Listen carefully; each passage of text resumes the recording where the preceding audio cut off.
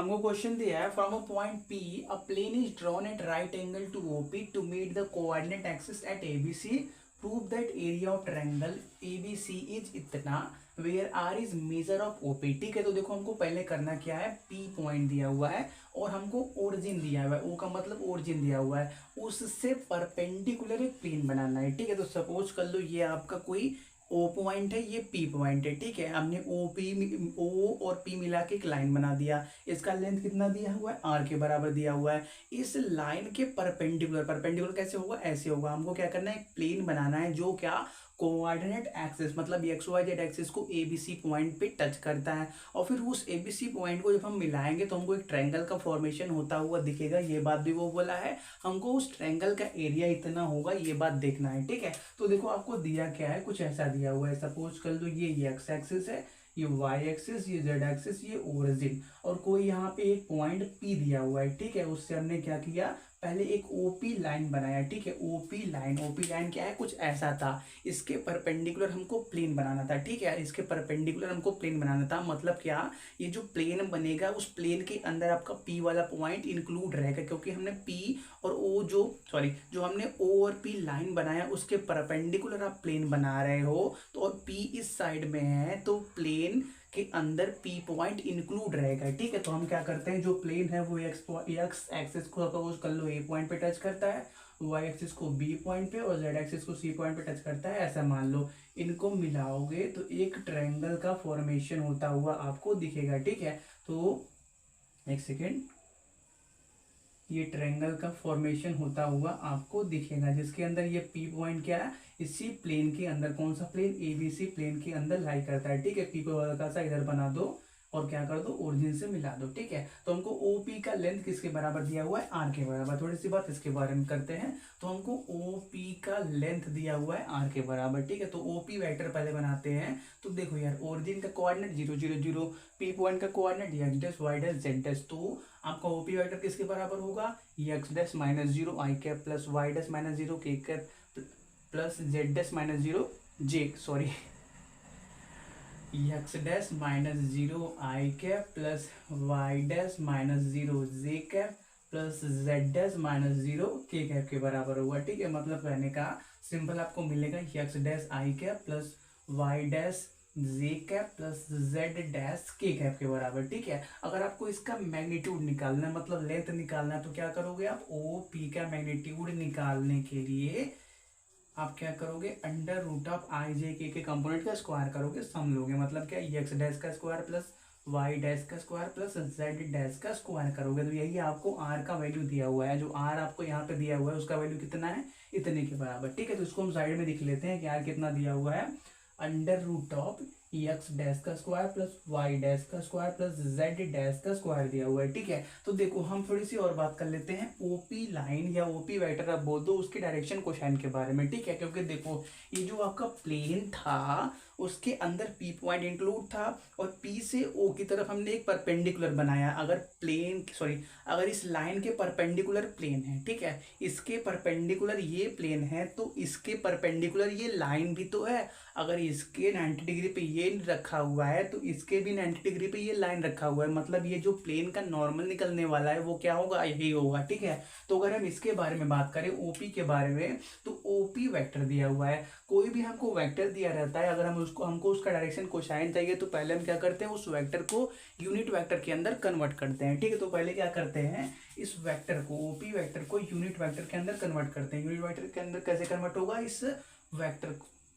Vector को इसके magnitude से डिवाइड करके, मैग्नीट्यूड कितना है, आर के बराबर। ठीक है, तो ओपी यूनिट वेक्टर किसके बराबर होगा, x dash by r i cap plus y dash by r j cap plus z dash by r k cap के बराबर। ठीक है, अब इस सिचुएशन में जो आई जे के का कंपोनेंट होता है वो क्या होता है, direction cosine of line OP या वेक्टर ओपी बोलते, क्योंकि लाइन और वेक्टर का direction cosine direction ratio same होता है, हमने उसी चैप्टर में आपको बता दिया था। ठीक है, तो मत कहने का मतलब हमको ओपी लाइन का डायरेक्शन कोसाइन मिल गया कितना, x dash by r y dash by r z dash by r मिल गया। ठीक है, तो देखो ये क्या है, ये आपको यल का वैल्यू डिनोट करता है, ये क्या यम का वैल्यू डिनोट करता है, ये क्या यन का वैल्यू डिनोट करता है। यल या एन सिंपली हम डायरेक्शन कोसाइन को डिनोट करने के लिए यूज करते हैं, लेकिन उसका वैल्यू इतने के बराबर आया हुआ है। ठीक है, तो अब हम करते क्या है, इसी को लेके अपनी कहानी को आगे बढ़ाते हैं। ठीक है, यहाँ तक क्लियर हो, यहाँ तक कोई दिक्कत नहीं है, इतना नोट करो, हम आगे की बात करते हैं। ठीक है, क्योंकि देखो हमको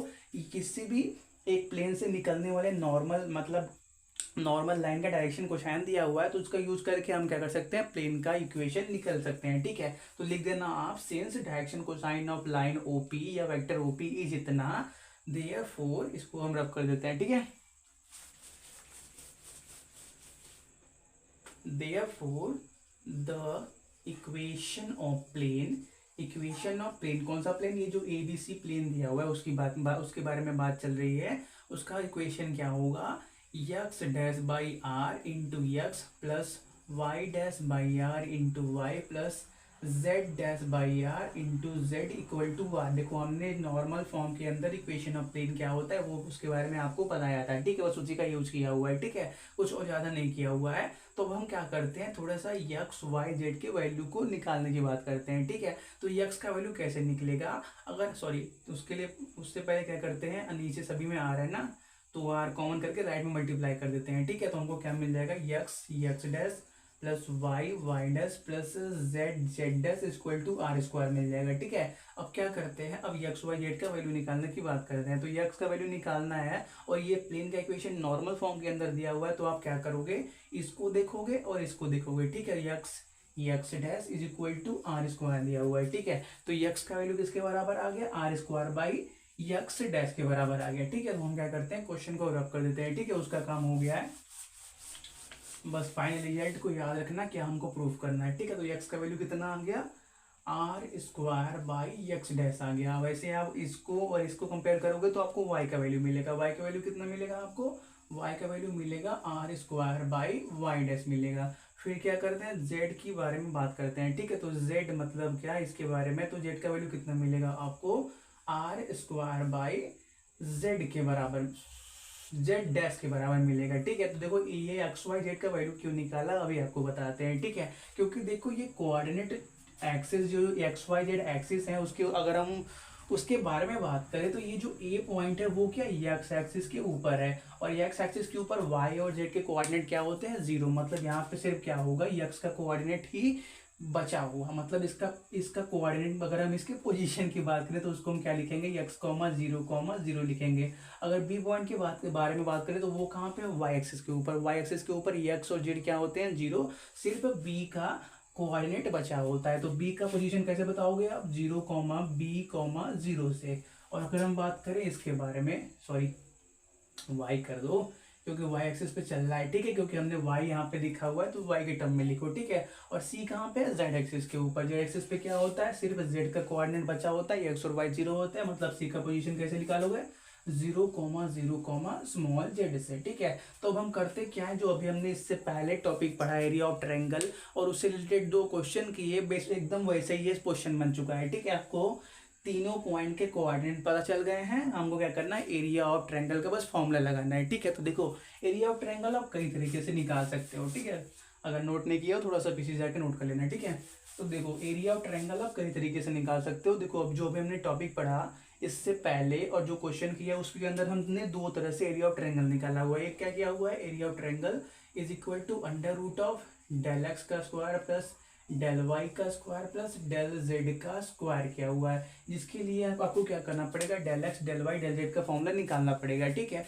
जहां पर डेल एक्स क्या होता है, projection of triangle ABC on y z plane, del y क्या होता है, projection of triangle ABC on x z plane, del z क्या होता है, projection of triangle ABC on x y plane. इसके लिए आपको वैल्यू अलग अलग निकालनी पड़ेगी। इसका प्रोसीजर क्या होता है, हमने आपको इससे पहले और इससे पहले जो एक दो क्वेश्चन करा है उसमें आपको बता दिया था। ठीक है, हम क्या करते हैं, आप इससे ट्राई करना, हम शॉर्ट तरीका लगाते हैं। ठीक है, दोनों से आंसर सेम ही आने वाला है, क्योंकि देखो हमने एक रिजल्ट भी आपको बताया था कि अगर किसी भी एक प्लेन को अगर हम वो कोऑर्डिनेट प्लेन पे रखते हैं और वो एक्स एक्सिस को ए पॉइंट पे, वाई एक्सिस को बी पॉइंट के, वाई एक्सिस को बी पॉइंट पे,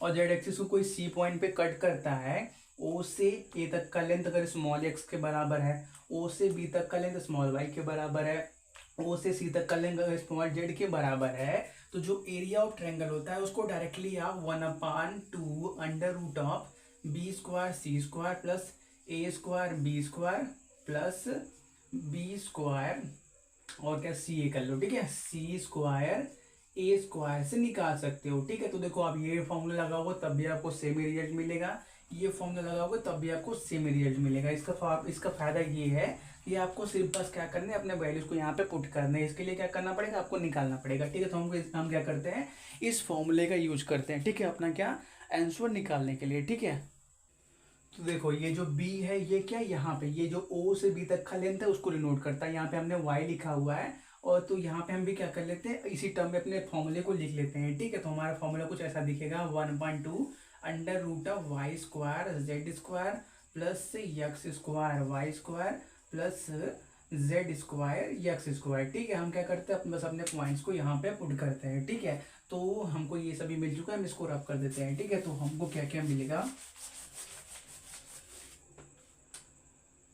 1/2 under root of y square, y का वैल्यू कितना है, ये है, इसका स्क्वायर करना है तो कितना मिलेगा, आर के पावर 4 जेड वाई डैश का स्क्वायर, फिर क्या मिलना है, जेड स्क्वायर, जेड स्क्वायर मतलब इसका स्क्वायर, तो क्या मिलेगा, इंटू आर के पावर 4 अपान जेड डैश का square plus x square y square, तो एक्स ये है वाई ये है, तो एक्स का स्क्वायर मतलब क्या, आर के पावर 4 अपान एक्स डैश का स्क्वायर, वाई स्क्वायर मतलब क्या, आर के पावर 4 अपान वाई डैश का स्क्वायर। ठीक है, और ये भी रूट में चल रहा है, अभी एक टर्म और बचा हुआ है। ठीक है, वो क्या है, plus x square z square, sorry सही है, आगे पीछे बोलो कोई बात नहीं, मल्टीप्लिकेशन है, तो एक्स कितना है, r square upon x dash, तो कितना मिल जाएगा आपको, आर के पावर 4 अपान एक्स डैश का स्क्वायर प्लस, सॉरी प्लस नहीं, मल्टीप्लिकेशन करना है किसके साथ, जेड जेड स्क्वायर के साथ, तो कितना मिलेगा, आर के पावर 4 अपान जेड डैश का स्क्वायर। ठीक है, तो एक सेकेंड रुको, इसको थोड़ा सा अच्छे से अरेंज कर लिया जाए।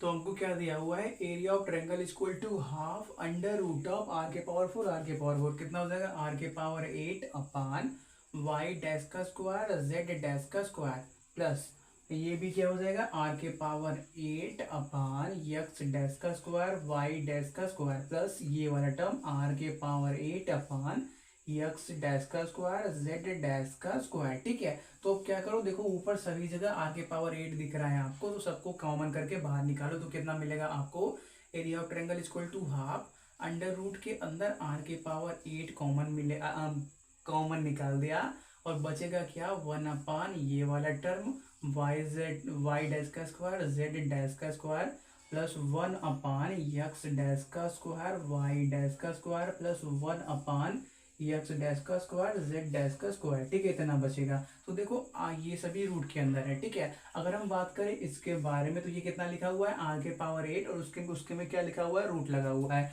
तो ये क्या लिखा हुआ है, आर के पावर 8 के पावर 1/2, रूट का मतलब क्या होता है 1/2, तो अगर 8 को क्या करोगे 1/2 से मल्टीप्लाई करोगे तो 2 4 जार। ठीक है, तो मतलब क्या, अगर रूट से बाहर निकालोगे तो इसको आर के पावर 4 की टर्म में आप क्या कर सकते हो, बाहर निकाल सकते हो, आर के पावर 4 बाहर कैसे निकला, क्लियर हुआ कि नहीं। अगर हमने हमारे पास क्या था, आर के पावर 8 रूट के अंदर था, तो रूट का वैल्यू रूट का मतलब क्या होता है, किसी भी नंबर के पावर 1/2। ठीक है, तो आर के पावर 8 तो पहले से ही है, उसके पावर में 1/2 आ जाएगा, तो पावर के पावर है तो क्या हो जाएगा, दोनों मल्टीप्लिकेशन में आ जाएंगे, तो 8 इंटू 1/2 मल्टीप्लाई में चले जाएंगे, 2 4 जा 8, मतलब सिंपली कितना बचेगा, 8 के सॉरी आर के पावर 4 बचेगा, वो रूट के बाहर चलेंगे क्योंकि रूट का वैल्यू हमने लिख के कैंसिल कर लिया। ठीक है, तो इतना बाहर हो गया, बस क्या करो, एलसीएम लेके मल्टीप्लाई करो, तो देखो एलसीएम लोगे तो आपको क्या मिलेगा, x dash y dash z dash. ठीक है, नीचे दिखेगा एक्स डैश का स्क्वायर वाई डैश का स्क्वायर जेड डैश का स्क्वायर, एलसीएम मिला। अब यहाँ पे देखो वाई जेड है तो क्या नहीं है, एक्स नहीं है, तो एक्स डैश का स्क्वायर प्लस यहाँ पे एक्स और वाई है, जेड नहीं है, तो क्या मिलेगा, जेड डैश का स्क्वायर प्लस एक्स जेड है वाई नहीं है, तो कितना मिलेगा, वाई डैश का स्क्वायर, और ये सभी क्या रूट के अंदर है। ठीक है, तो एक सेकंड रुके, इसको रब कर देते हैं। हमको कितना मिला हुआ है, एरिया ऑफ ट्रायंगल आर के पावर 4/2 रूट के अंदर ये वाला टर्म कितना है, यक्स डैश का स्क्वायर प्लस वाई डैश का स्क्वायर, आगे पीछे कर लो, ठीक है, प्लस जेड डैश का स्क्वायर अपान यक्स डैश का स्क्वायर वाई डैश का स्क्वायर जेड डैश का स्क्वायर, ठीक है। तो देखो हमने जो अभी एक कुछ टाइम पहले ओपी का लेंथ जिसको हमने आर से डिनोट किया था, उसका वैल्यू कितना लिखा था, उसका value under root of x dash का स्क्वायर प्लस वाई डैश का स्क्वायर प्लस जेड डैश का स्क्वायर, इतना ही लिखा हुआ था। और ये ऊपर वाले टर्म क्या दिख रहा है आपको, उसी की तरह लग रहा है। तो हम क्या कर सकते हैं, अगर इसका स्क्वायर कर दे तो हमको ये रूट हट जाएगा, स्क्वायर करेंगे तो रूट हट जाएगा, मतलब इसके ऊपर वाले की जगह हम क्या यूज कर सकते हैं, आर स्क्वायर यूज कर सकते हैं, ठीक है। तो यहाँ पे क्या यूज कर लो आप, आर स्क्वायर यूज कर लो। अब आर स्क्वायर वो भी रूट के अंदर है तो बाहर निकलेगा, तो कैसे निकलेगा, आर से बाहर निकलेगा। आर एक और मल्टीप्लीकेशन में आया तो आर के पावर 4 था, और आर एक और मल्टीप्लीकेशन में आया तो क्या हो गया, आर के पावर 5 हो गया। तो हमको क्या मिल गया, इतना मिल गया, ठीक है। अब थोड़ा सा इसी को ओपन कर लो, आपको फाइनल रिजल्ट मिल जाएगा, आर के पावर 5/2, ये सभी क्या रूट के अंदर है और क्या स्क्वायर के टर्म में है, तो रूट हट जाएगा, तो क्या मिलेगा, सिंपली आपको x dash y dash z dash. यही बात हमको क्या करनी थी, प्रूफ करनी थी। नीचे सभी स्क्वायर में है और रूट के अंदर है, तो क्या हो जाएगा, स्क्वायर कैंसिल हो जाएगा, सिंपली हमको ये मिल जाएगा। यही हमको क्या करना था, प्रूफ करना था, ठीक है।